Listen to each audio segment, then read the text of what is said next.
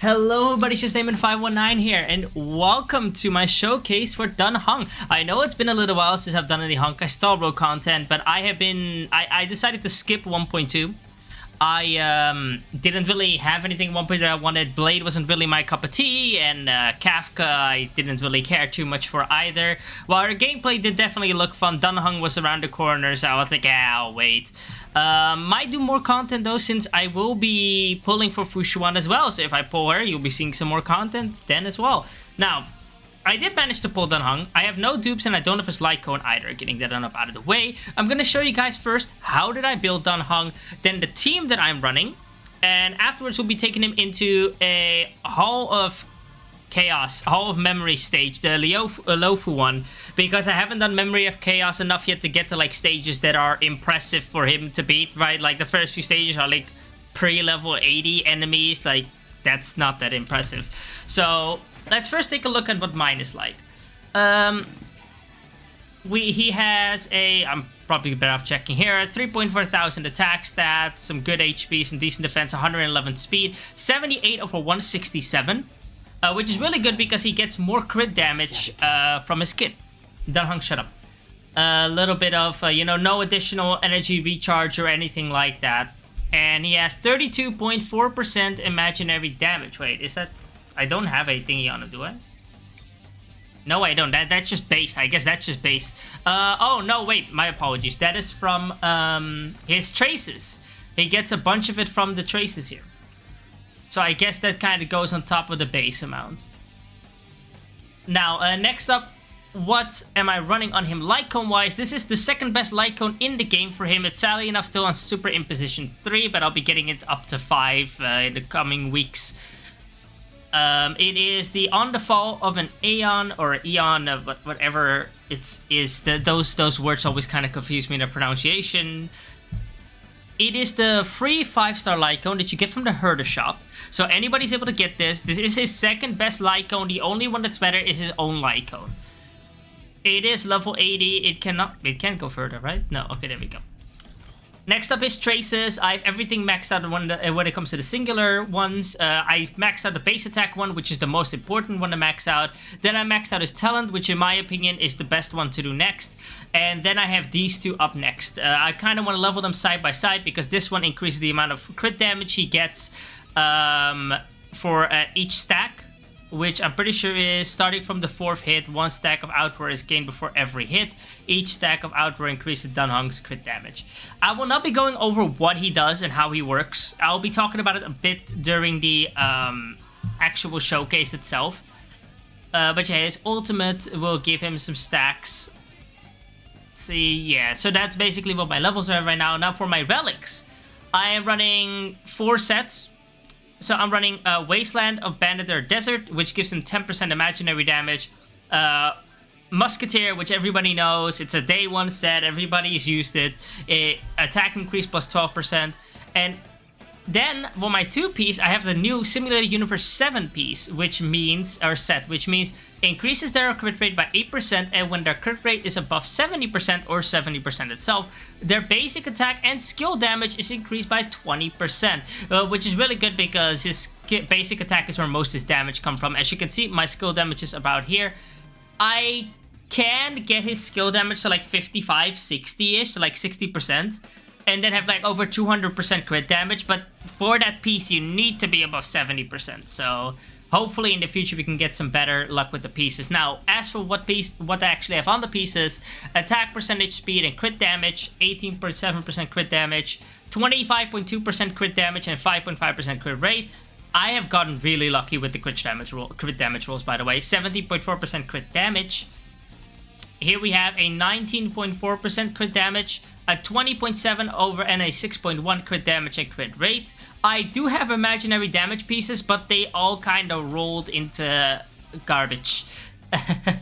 Like, they, what the hell? No, that's the wrong set. I had another one around here somewhere, but it was also pretty bad. So yeah, not the best of luck with that. The rope, I have an attack piece with 16.8% crit damage, so a lot of crit damage. No Eidolons on him, not at all. as for this, we can now go ahead and get started. Now, what kind of team am I running for him? So let's go and first enter. And enter stage 5. As you can see, level 85 enemies, which means that they should show him in a pretty realistic scenario. We're going to be running Dan Heng himself, of course. We're going to be bringing Silverwolf for the debuffing. Pela is also a really good option if you don't have Silverwolf, or if you prefer Silverwolf to be on your other team. We will not be doing the second stage, only the first one. I am mainly trying to do this to showcase Dan Heng. Next up, we're going to be bringing Ting Yun. Actually, she's going to be on the side. We're going to be bringing Bailu and Ting Yun. Bailu is a great healer for him. If you're manual playing, she is a very skill point efficient character because her ultimate gives everybody 3 hits worth of Invigorate, which means that it's basically some free healing while you're building up her ultimate again. Maybe you do need to use her skill here and there, but like for the most part, she's pretty skill efficient. Silverwolf, same thing, especially if you don't need to apply weakness onto the enemy, because then you can just spam basic attacks for the bugs, and Ting Yun is probably his best support right now because she can put a effect on him, which a buff which lasts for 3 turns, 3 of Dan Heng's turns, which means that for every other moment, all she needs to do is just basic attack. So in here, we're just gonna throw some random BS. And I hate that I still make a somewhat runnable team. Alright. Yeah, alright, we don't really have a direct damage boost this set. Ooh, okay. So we're going to be grabbing some Ting Yun stuff. And Leaping Dragon, he is so great for the overworld, man. I love running around with him in the overworld. Oh! Okay, not particularly what I wanted to do, but it is what it is. Let's give a boost to Dan Heng. Give him this. Alright, here we go. First turn. Let's see what he gets up to. So he has the ultimate boost from Ting Yun, which I need to quickly like read up again. Do you only boost ultimates on this, or increase the target's damage? Okay, so it's overall damage. He also has this skill support from her. Do you have Defense Lord? I need to make sure that I have all the details ready for you guys who want to... No, it's these 2 bugs instead. All right, here we go. No defense lowering either. Let's see what we get. We got the 78,000 damage, which is very, very good. And then we're going straight into the ult, since we still have the attack buff if we go straight into ult. And 50k.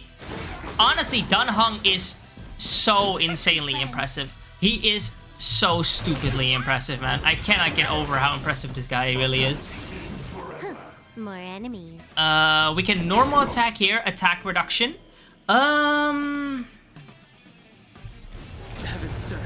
Okay, there we go. We can do that. Let's lower this guy's defense even more. Now, Dan Heng does do increased damage against enemies that are actually imaginary, weak to imaginary. Have you ever had a dream that... So, let's see, how much is he gonna do this time? 99,000. Oh, DD, oh, what it is? Oh, DD, what it is? This is what I'm talking about when I'm saying that Dan Heng is crazy, man. I'm telling you. Best way to go about this is normal from you. Okay, that's fine. Okay, they really do not want to go for Bailu, which is a bit of an issue, but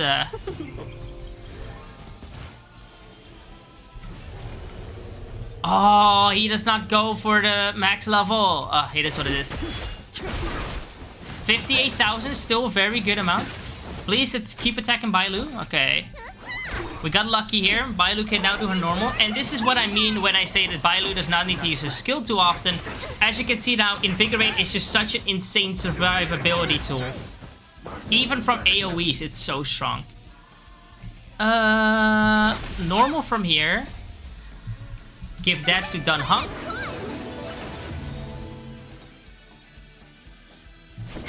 Hit you with this. Awaken the world-cleansing dragon. I want to quickly see if he still has debuffs on him from certain things.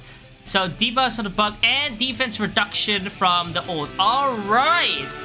Okay, here we go. This is gonna be it. Hit him. 145,000 damage. Oh my god. It is nice to see it finally releasing a DPS that is able to rival Seela. Now, he doesn't do the same damage. Here's the thing. He can rival Seela's damage. He can, but he needs way more built around him to do it. Right? Because obviously, because of how costly he is on skill points. Well, Seela doesn't need a whole lot. Seela just needs to get her ult and just bonk. Basically what it gets down to. Let's give this one another shot. Let's go ahead and try to take on a stage where the enemy is not weak to imaginary. So we're going to be running Dan Heng. We're going to be running Silver Wolf. You and you. Next up, we're going to be running... once again, doesn't really matter what we're running in there. Okay, here we go. This enemy is not naturally weak to this. So, let's give a look and see what we got. Start off with Invigorate. Absolutely insane. Start off with the ult. And start off with a charge. Alright, let's go.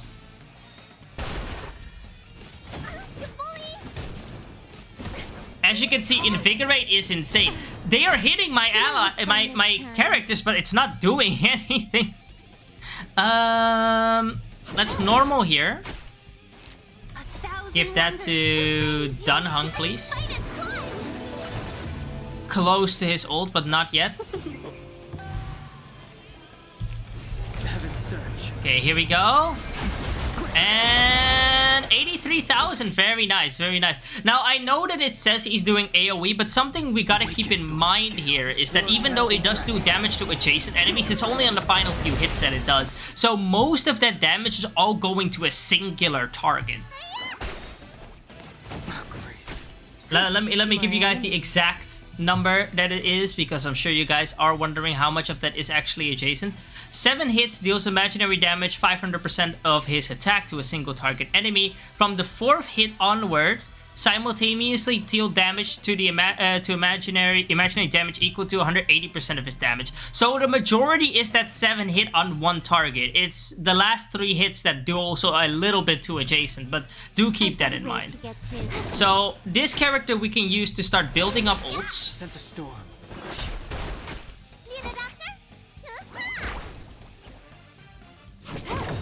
Okay, there we go.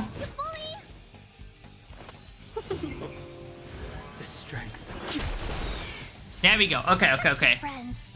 Now we can go ahead and normal you. Perfect. And the thing I like about Dan Heng being able to hit like the smaller enemies around it is that it also makes him able to clear waves. So for example, the weekly boss that was introduced with Leofu with like the 1.2 patch, she can be really annoying, right? Because bad luck. She can be very annoying, primarily because of all the like the flowers that she spawns in. The deer is another character that I have seen a lot of people have issues with, and that's especially because of the roots that the deer spawns in. So we are now kind of getting to the main point I'm trying to make with Dan Heng here for the sentence, and that is he annihilates it. He absolutely murders all these little side characters by the additional damage that he does,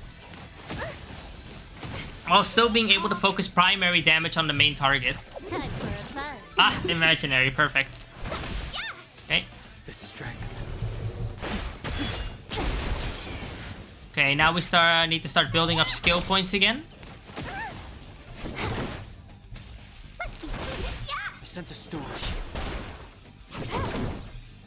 Okay, skill points are indeed built up. Let's heal up a bit. Okay. Give Dan Heng his burst. Can I have fun this time? And this should finish that off. Okay, let's go. Let's be friends. This combat needs up. This is double speed. Double speed. Lower defense. Very nice. Give buff to Dan Heng. A normal attack. Nice. Please, imaginary. Yes. Oh, okay. This is the turn. This is the turn. This is the turn. This is the turn. Okay, come on. 109,000 damage. I remember Have you ever had a dream that the majority of that is on one target.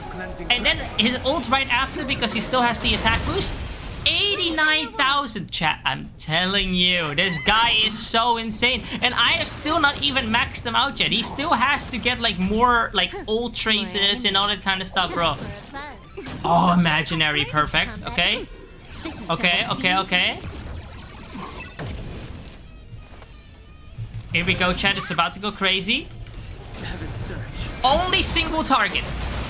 95,000 purely on the single. Okay, Bailu, finish him off. Okay, Bailu did not finish him. Nice. Good rest, Bailu. Good rest, good rest, good rest. There we go. And I think that concludes it for my showcase for today. As you can see, Dan Heng is an extremely strong unit that has built-in crit damage, built-in imaginary damage, built-in crit rate on his traces as well. He is able to hit AoE while focusing his primary damage on the main target. His damage is able to rival Seela in the correct situations, though once again Seela is still the better DPS in my eyes, because Seela needs a lot less team building around her. And the reason why that's important is because you want to make two teams. So in Memory of Chaos, you want to be able to spread your units out, the good ones and the bad ones, like kind of equally, or like the good ones and the better ones, basically, evenly. You can't just throw all your best units always on one team. Not everybody has the box power for that. Some people need to have some of their good units here. They want their Silver Wolf here. They want their Ting Yun there. They want, you know, they kind of need that. So once again, Pela is also a very good option. A lot of people running Pela. Obviously, Locha is a very good option for him. Something that I forgot to mention during the Relics part, a little tip for those who came on by at the end who are still watching. The 4-piece Wastelander set is really good because it gives him increased crit rate against debuffed enemies, which should be most of the time if you're bringing Pela or Silver Wolf, and increased crit damage when the enemy is imprisoned. This is an extremely powerful effect when you have enough imaginary units. Sadly enough, I'm lacking Welt and Locha, and you need at least 3 units, 3 imaginary units to pull this set off consistently, and Silver Wolf. Or if you don't have Silver Wolf, just 4 of them, I guess, or maybe somebody that is type advantage that can break them, I don't know, but you need that. The main reason also I would recommend everybody to build him the way I built him with 2-2 instead of 4-piece and then 2-piece here, is because this team is a lot more, this gives him a lot more versatility. You can now plop him on any rainbow team, on a mono, I don't know, maybe a future mono fire team that needs like a strong DPS but has insane support and survivability. Boom, Dan Heng. 2-piece, 2-piece, he's fine. If you were to build him with only a 4-piece Wanderer, a Wastelander set, then he will not be able to fit on that team because he really, really, really needs that imprison. What the hell is the effect called again? Yeah, imprison effect on the enemies. Another thing is that 20% is really only on, you know, what's it called? When the imprison effect is actually active, so you will not have that crit damage all the time. But yeah, basically that's my last few tips for him. Let me know, what do you guys think of Dan Heng? Have you pulled him? Or if you haven't, let me know what you thought of him because of the showcase, through the showcase. If you have pulled him, let me know what's your experience with him. I will be linking my Discord in the description down below, as well as a HYOLabs post that I made on the HYOLab website forums, where I posted my Dan Heng build. In my Discord, of course, you can always ask me, yo, Amen, can you send me a card with your entire Dan Heng build with relics and stats and everything on there, and I'll gladly show it to you. That's been that for the showcase. I hope you guys did enjoy. Once again, let me know you guys' thoughts on Dan Heng, whether from own experience or from showcases or only from my video alone. I would love to hear what you guys think, and I'll see you all in the next one. I've been your host, Demon519. Bye bye.